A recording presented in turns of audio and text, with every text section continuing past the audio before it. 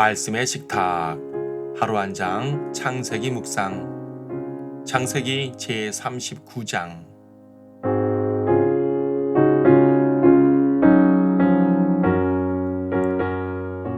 39장 23절을 보겠습니다.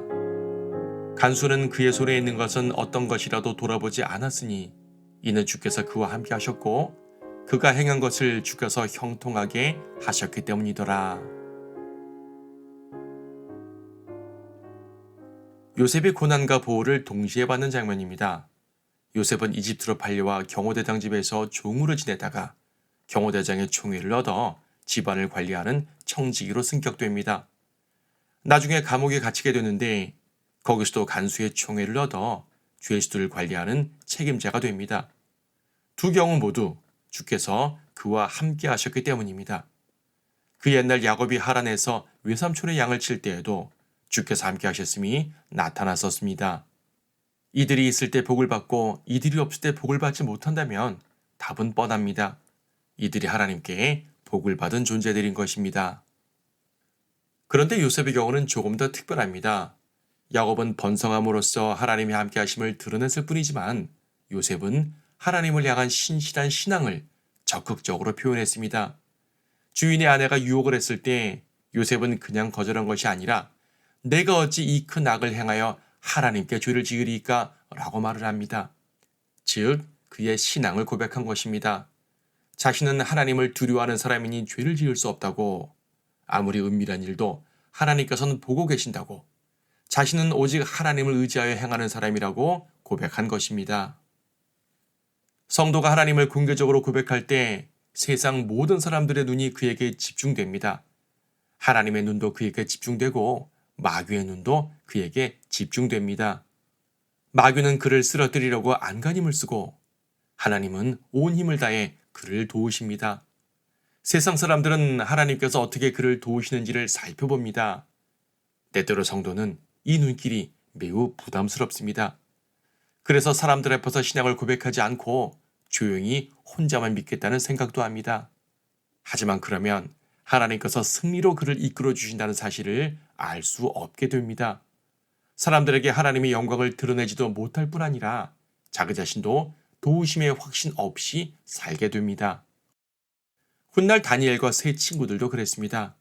그들은 하나님을 의지함으로 몇 번이고 죽을 위협에서 구출된 자들입니다. 하나님을 공개적으로 시인했으니 하나님께서도 공개적으로 그들을 시인해 주셨습니다. 사드락과 메삭과 아벳느고는 뜨거운 용광로에 들어갔다 나왔지만 머리털 하나도 손상되지 않았습니다. 그걸 보고 누가 하나님의 위대하심을 찬양하지 않겠습니까? 성도의 고난은 하나님의 영광을 드러낼 기회입니다. 하나님께서 나와 함께 하신다는 사실을 드러낼 기회입니다. 우리가 역경에 처할 때 세상은 우리를 비웃을지 모르지만 하나님의 함께 하심이 나타날 때 그들의 조롱의 눈은 부러움의 눈으로 바뀌게 됩니다. 그래서 성도는 절망할 여유가 없습니다. 만약 요셉이 절망만 했다면 경호대장 집에서 평생 노예로 살다가 늙어 죽었을 것입니다. 만약 요셉이 절망만 했다면 감옥에서 고통만 받다가 죽었을 것입니다. 하지만 역경은 그 위대한 성도를 절망시키지 못했습니다. 하나님께서는 그와 함께 하셨고 그 역시 적극적으로 하나님을 붙들었습니다. 성도는 하나님의 손을 붙잡고 적극적으로 세상을 헤쳐나가는 사람입니다. 그럴 때 하나님께 영광을 돌리며 우리를 향한 하나님의 계획들을 이루어 나가게 됩니다. 그래서 사람들 앞에서 자신의 영적 정체성을 드러내는 것이 매우 중요합니다. 우리의 영적 정체성이 무엇입니까? 그것은 성경대로 믿는 그리스도인입니다.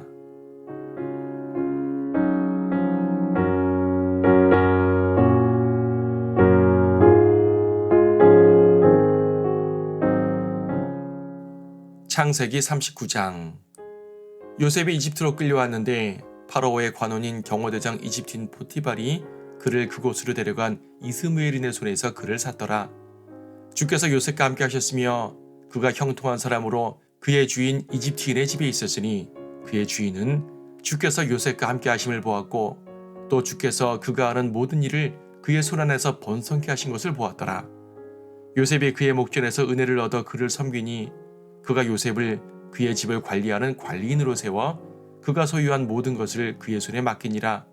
그가 요셉을 자기 집과 그가 소유한 모든 것을 관리하는 관리인으로 세운 때부터 주께서 요셉으로 인하여 그 이집트인의 집에 복 주시니 주의 복이 그의 집과 들에 있는 모든 소유 위에 임하더라.